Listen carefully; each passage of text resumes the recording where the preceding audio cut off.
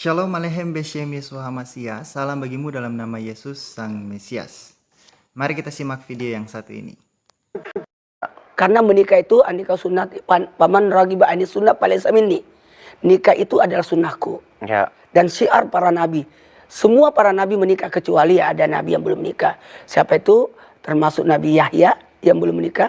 Karena sebelum menikah, langsung dipenggal kepalanya oleh umatnya. Ya. Jadi ada beberapa nabi, termasuk Nabi Isa alaihissalam, sampai dinaikkan ke langit itu belum sempat menikah. Oke. Jadi nanti insya Allah nanti di hari kemudian ada pernikahan di surga. Oh, Ada 2 pernikahan hadir ya.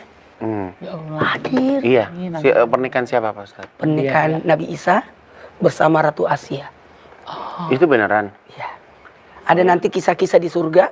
Ada 2 pernikahan. Pernikahan yang kedua adalah pernikahannya Nabi besar Muhammad SAW. Mau tahu sama siapa? Siapa? Siti Maryam.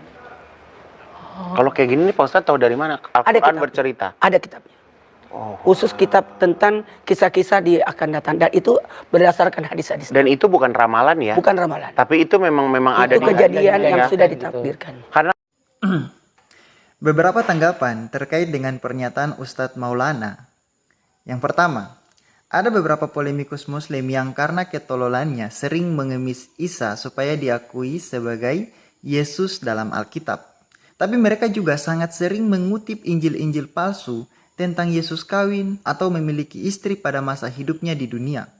Lalu mereka menyebarkan itu seolah-olah ini adalah sebuah kebenaran. Dan sekarang kita dengar Ustadz Maulana mengatakan bahwa Isa yang para polemikus tolol ini yakini sebagai Yesus dalam Alkitab ternyata tidak kawin. Lalu bagaimana bisa mereka bahagia dengan menyebarkan ajaran Isa punya istri di dunia?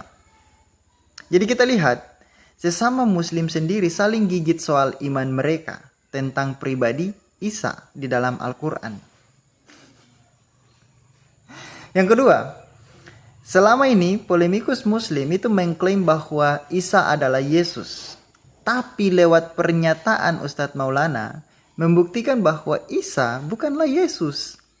Karena Yesus tidak pernah menyatakan dirinya akan menikah dengan seorang perempuan Asia. Pasti para polemikus muslim yang otaknya setengah itu bertanya, lalu bagaimana dengan pernyataan Wahyu 19 ayat 7 mengenai perkawinan anak domba? Bagaimana? Gini, saya kasih tahu.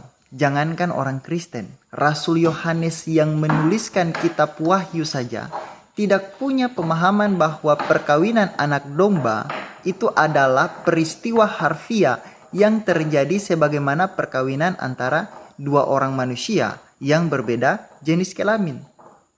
Jadi perkawinan anak domba itu hanya sebuah simbol atau ungkapan untuk menggambarkan Yesus Kristus yang akan menjemput umat manusia yang percaya kepadanya sebagai Tuhan dan Juru Selamat. Jadi sekali lagi, pernyataan Ustadz Maulana harusnya membuat sadar para pengemis validasi seperti polemikus muslim yang selalu mengemis validasi supaya Isa Al-Quran itu diakui sebagai Yesus Alkitab. Yang ketiga, kita perhatikan. Kembali kepada pernyataan Tuhan Yesus di dalam Injil. Ketika Tuhan Yesus berdiskusi dengan orang Saduki, dia mengatakan begini. Kamu sesat sebab kamu tidak mengerti kitab suci maupun kuasa Allah. Karena pada waktu kebangkitan orang tidak kawin dan tidak dikawinkan, melainkan hidup seperti malaikat di sorga.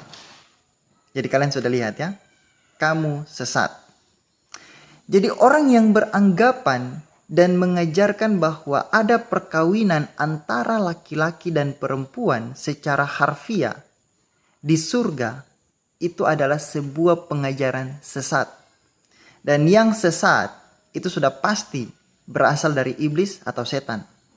Apalagi yang meyakini bahwa di surga itu akan ada pesta. Salah satu nikmat yang ada dalam surga adalah pesta seks. Minta maaf, karena inilah yang kita tahan-tahan di dunia. Inilah yang kita tahan-tahan di dunia. Dan kenikmatan terbesar yang diberikan Allah Subhanahu wa Ta'ala di surga adalah pesta seks. Adalah pesta seks. Adalah pesta seks. Kenapa? Karena ini yang disuruh tahan di dunia oleh laki-laki.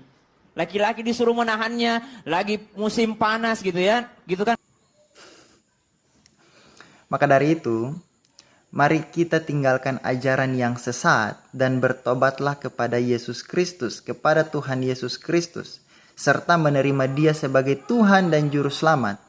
Maka kita, kamu yang menerimanya, akan diselamatkan, tidak mengalami kebinasaan dalam kekekalan, melainkan akan memperoleh hidup yang kekal.